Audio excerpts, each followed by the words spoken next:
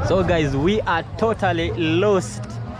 Imagine going somewhere, you don't speak the language and they take you to a different direction. You now have to go back.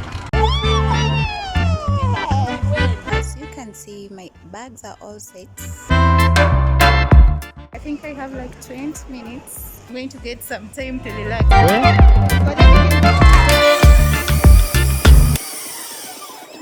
What's up, everybody?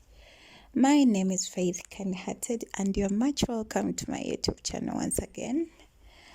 Today I was sitting somewhere here. By the way, I'm reaching to you guys right away from Kigali, Rwanda. You already know because I've been mentioning it severally, but maybe it's because I'm excited to be here. It's my first time. Yeah, I had planned a road trip across East Africa, but it turned out to be a freight trip across East Africa. I'm even scared whether I'll be able to manage the list of the countries I've listed down. But nevertheless, we will go with whatever I'll afford because now things have really changed. So back to the funny story with the one I wanted to tell you. I want to tell you guys on how I got lost in Kigali, Rwanda. Isn't it funny? Let me tell you. When we arrived, when you reach at the airport, it's a mandatory. There is a hotel which is reserved for each passenger which arrives, whether Rwandese or a foreigner. It's a government policy. So as for me, I booked. I was reserved, they reserved for me hotel at Corina K Guest House. So when you are there, like the hotel I've mentioned is supposed to be a quarantine hotel when you are waiting for your results. If you haven't watched my last videos, like how things are, you please make it a point to go back and watch it.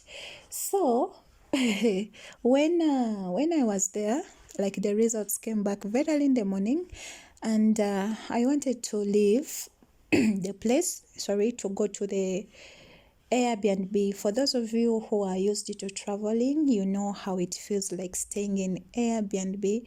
Like it gives you kind of feel of home. So this is what I wanted, and I would say Colina K Guest House was very good. They had a very good Wi-Fi. The hospitality was but it was beyond my budget. So I wanted to go for something which can fit in my budget. Yeah, because I'm traveling on budget. You understand? But from there, I booked my Airbnb. It was in the morning hours. So I wanted to leave the hotel because my results were already out.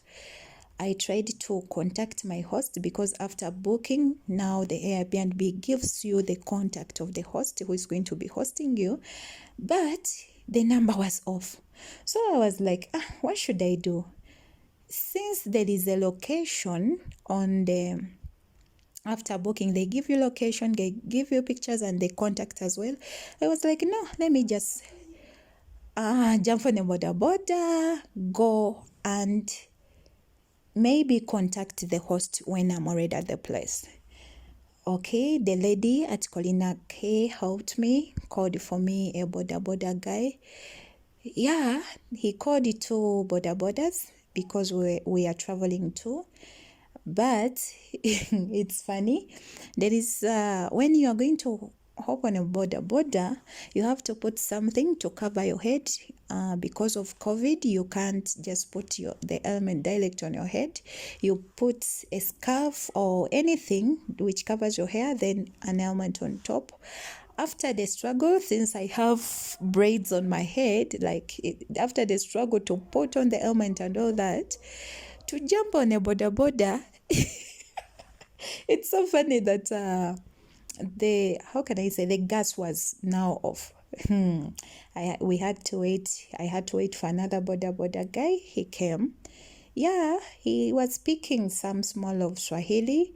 We were like, okay, now the communication will be okay. We dialected. By the way, the place where we had booked, if I didn't have bags, I would even walk to there. But because I have luggage with me, we were like, okay, let's jump on a boda boda. When that guy came, we sat on a boda boda. He started driving. For me, I was thinking it's going to take like 10 minutes. Yeah, but now I saw the guy was driving for more than like 30 minutes.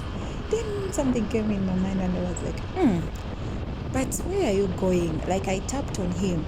He knew some small English and Swahili. So when I tapped on him, maybe automatically he knew I was asking him, where are we going? Because I thought we are leaving the main road, taking the corners, and that's how we were getting lost.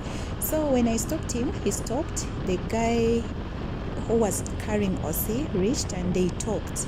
Remember now, I don't know Chinyarwanda, I don't know French, and the people who are like transporting me or transporting us, they also don't know the language. My dear, we found ourselves when we are lost. And now the funny part, the lady who was supposed to be hosting us, the number is not going through. We panicked. We tried buying a SIM card there. Remember, we had arrived at night. We didn't have Rwandan line, so we had to buy it. Osi tried to buy it at the vendor alongside the road, but they said, no, you need to have a chitambuliso. Chitambuliso means an ID, like Rwandan ID. Remember, for us, we are Ugandans, so we didn't manage to buy. But the guy, like the boda guy, was helpful. He gave us the phone and we called the lady. When we called the person who was supposed to be our host, guess what she told us? She told us, sorry, we are fully booked. Can you imagine? We are fully booked.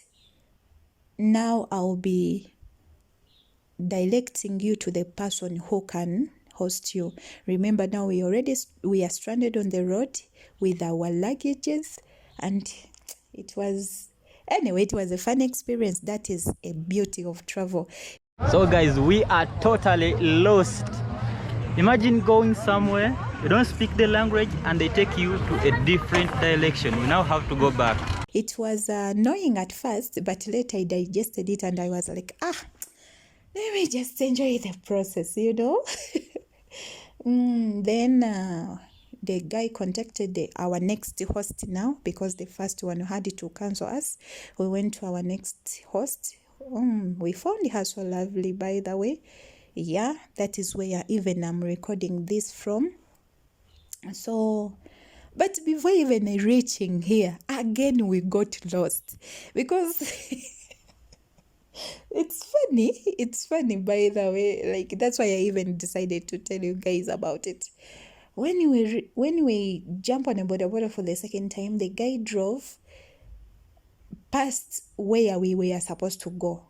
But luckily enough, our host called the guy. Maybe after some insanity, maybe she saw us passing, and she was like, maybe they are the one. She called the boda guy. Then that's how we arrived where we are now. Like, I'm in Kanombe. The place is called Kanombe. That is where I am. Thank you guys for watching. Love you. Bye bye. See you in my next video, and don't forget to subscribe.